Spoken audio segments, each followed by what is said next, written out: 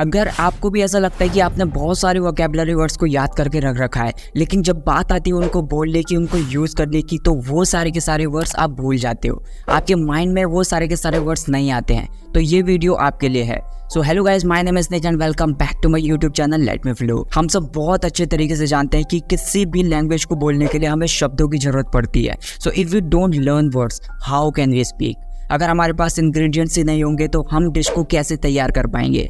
लेकिन बहुत बार ऐसा भी होता है कि हमारे फ्रिज में बहुत सारे इंग्रेडिएंट्स होते हैं, लेकिन उनका यूज़ करके हमें क्या बनाना है, इस चीज़ को लेकर भी हम बहुत बार कंफ्यूज हो जाते हैं। बिल्कुल ठीक ऐसा ही इंग्लिश लैंग्वेज के साथ भी होता है। मतलब हम इंग्लिश वर्ड्स को याद तो कर लेते हैं, लेकिन जब बात आती है उनको यूज़ करने की, उनको बोलने की, सिचुएशन के साथ ढालने की, तो उस टाइम पर हम फ्रीज हो जाते हैं। हमारे माइंड में उस सिचुएशन से जुड़े वर्ड्स नहीं आ पाते हैं।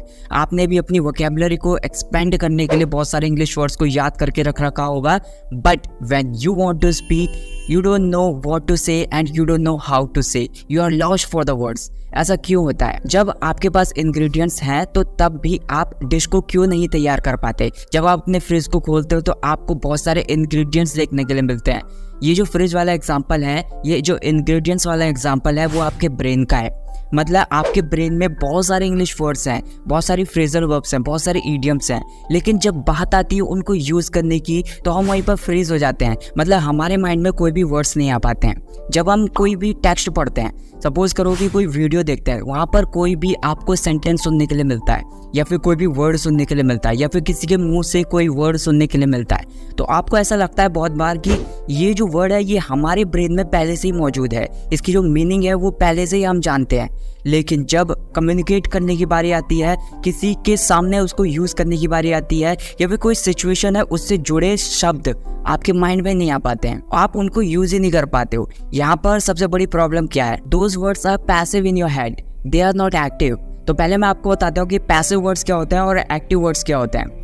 मतलब जो भी हम वर्ड्स याद करते हैं, हम कैसे पता लगा सकते हैं कि वो एक्टिव वर्ड्स हैं या फिर पैसिव वर्ड्स हैं? मतलब जो एक्टिव वर्ड्स होते हैं, जिन वर्ड्स को हम अच्छे तरीके से जानते हैं, मतलब जब बात आती है कम्युनिकेट करने की या फिर किसी के सामने कॉन्वर्सेशन करने की, तो हम वो सारे के सारे वर्ड्स उनके सामने यूज़ करते हैं। या फिर सपोज करो कि हम कुछ लिखते हैं तो उस टाइम पर हम सारे के सारे वर्ड्स लिख लेते हैं, उनका यूज़ कर लेते हैं। लेकिन पैसिव वर्ड्स वो वर्ड्स होते हैं जिनको आपने बहुत पहले याद किया था, लेकिन जब बात आती है उनको यूज़ करने की, उस टाइम पर तो आप बिल्कुल भी यूज़ नहीं करते हो। लेकिन अगर कुछ पढ़ते हो तो वहाँ पर आपको अगर वो वर्ड्स दिख जाते हैं तो आपको ये याद आ जाता है कि ये वर्ड आपके माइंड में पहले से ही है।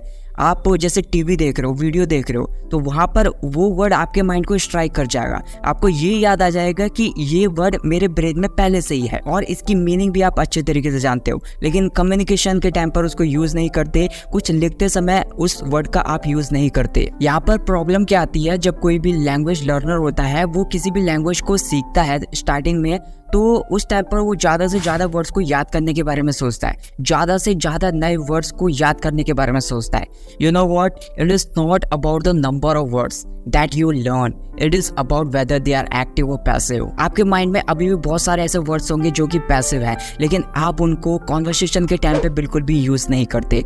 अब आपके लिए क्वेश्चन है कि आपको क्या लगता है कि इंग्लिश बोलने के लिए क्या सबसे ज़्यादा ज़रूरी है? मतलब नए नए वोकैबुलरी वर्ड्स को याद करना, या फिर जो भी आपके ब्रेन में पहले से ही वोकैबुलरी वर्ड्स हैं, उन सारे पैसिव वोकैबुलरी वर्ड्स को एक्टिवेट करना, उनको active words banana? So answer is clear. English बोलने के लिए एक्टिव वोकैबुलरी का होना बहुत ज़्यादा ज़रूरी है। मतलब हमारे ब्रेन में कुछ ऐसे वर्ड्स होने चाहिए जिनका यूज़ हम रियल लाइफ में करते ही करते हैं। किसी भी बात को करने के लिए या फिर किसी भी कुछ भी लिखने के लिए उस टाइम पर हम उनका यूज़ करेंगे, तो ऐसे एक्टिव वर्ड्स होने चाहिए। But now question is that हमारे ब्रेन में जो भी पैसिव वोकैबुलरी है उसको हम एक्टिवेट कैसे कर सकते हैं? डोंट वरी, आज के इस वीडियो में मैं आपको 4 स्टेप्स बताऊंगा कि आपको जो भी नए नए वर्ड्स याद करने हैं उस टाइम पर आपको अपने माइंड में क्या ध्यान रखना है, या फिर आपको जो भी एक्टिव वोकैबुलरी है उसमें उन सारे वर्ड्स को कैसे ऐड कर सकते हो। तो सबसे पहले तो आपके पास एक नोटबुक होनी चाहिए। जो भी कोई नया वर्ड आप याद करते हो तो सबसे पहले उस नोटबुक में उस वर्ड की मीनिंग के साथ उसको लिख लीजिए। स्टेप नंबर 2, उस नए वर्ड के ऊपर 2-3 एग्जाम्पल भी लिख लीजिए, क्योंकि नए वर्ड्स को अगर हम कॉन्टेक्स्ट में याद करेंगे तो ये बहुत ज़्यादा फायदेमंद होगा, बहुत ज़्यादा ज़रूरी है। क्योंकि आपने ये नोटिस किया होगा कि एक ही शब्द के अलग अलग बहुत सारे भी मीनिंग होते हैं। For example the new word is shift. जैसे आपके सामने एक वर्ड है शिफ्ट, ये आपके लिए नया है या फिर ये मेरे लिए भी नया है। चलिए इसके ऊपर 3 एग्जांपल्स बनाते हैं। Can you shift the table to the other side? He shifted to 5th gear and drove the car. He was on the night shift। अब सबसे पहले एग्जाम्पल में आपने नोटिस किया होगा कि जो शिफ्ट वर्ड है उसका मतलब है कि किसी चीज को एक जगह से दूसरी जगह पर खिसकाना, एक जगह से दूसरी जगह पर शिफ्ट करना। मतलब पहले वाले एग्जाम्पल में इसका मतलब हो जाएगा खिसकाना।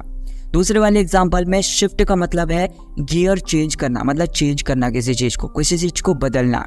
अब तीसरे वाले एग्जाम्पल में शिफ्ट का मतलब है कि कोई वर्क पीरियड है, मतलब यहाँ पर नाइट वर्क पीरियड के बारे में बात चल रही है। अब आपने ये देखा होगा कि एक ही वर्ड के हम 3 अलग अलग सिचुएशन में कैसे यूज कर सकते हैं। इसीलिए किसी भी नए वर्ड को याद करते समय अगर हम उसको कॉन्टेक्स्ट में याद करेंगे तो वो बहुत ज्यादा फायदेमंद होगा। अब हमने वर्ड की मीनिंग लिख ली है, उसके ऊपर अलग अलग सिचुएशन से जुड़े एग्जाम्पल्स भी लिख लिए हैं। नाउ स्टेप नंबर 3, जो भी हमने वर्ड यूज किया है उस शब्द से जुड़े हुए, उस वर्ड से जुड़े हुए हमें कॉलोकेशंस लिखना है। मतलब कॉलोकेशंस वो होते हैं जिनमें 2 या 2 से ज़्यादा शब्दों का ग्रुप होता है। मतलब उन सारे शब्दों को, उन सारे ग्रुप्स को हम एक साथ यूज कर सकते हैं, उनको हम कॉलोकेशंस कहते हैं। अब जैसे ये वर्ड है शिफ्ट, इसका मतलब एक वर्क पीरियड है, ये दिन का भी हो सकता है और ये रात का भी हो सकता है। अब जैसे एग्जाम्पल हमने ये लिया है, he was on the night shift, मतलब ये एग्जाम्पल है। अब इसके साथ अगर हमने कुछ एडजेक्टिव्स यूज करना है, अब जैसे मैं कुछ एडजेक्टिव्स लिख लेता हूँ जो कि इस वर्ड के साथ यूज हो सकते हैं, जैसे a day shift, a night shift, an early shift, a late shift. ये कुछ एडजेक्टिव्स हैं जिनका यूज हम कर सकते हैं इस वर्ड को डिस्क्राइब करने के लिए। इसके अलावा कुछ वर्ब्स भी हैं, उनको भी लिख लेते हैं, जैसे to work and shifts, to do shift. अब हमें सबसे तगड़ा गेम क्या खेलना है वो सुनो। हमने एडजेक्टिव्स नोट कर लिए, कुछ नाउन्स नोट कर ली और कुछ वर्ब्स को भी नोट कर लिया। उन सबको मिलाकर हमें अब कुछ सेंटेंसेस बनाने हैं। जैसे मेरे सामने एक वर्ब है टू डू शिफ्ट्स और एक एडजेक्टिव है एन अर्ली शिफ्ट। सेंटेंस जैसे मैं इस तरीके से बना सकता हूँ, I am doing the early shift this week. ये जो सेंटेंस है इसमें आपको एडजेक्टिव भी देखने के लिए मिल जाएगा और एक वर्ब भी देखने के लिए मिल जाएगी। तो ये जो वर्ड है आपका शिफ्ट, ये अच्छी तरीके से आपके माइंड में छप जाएगा।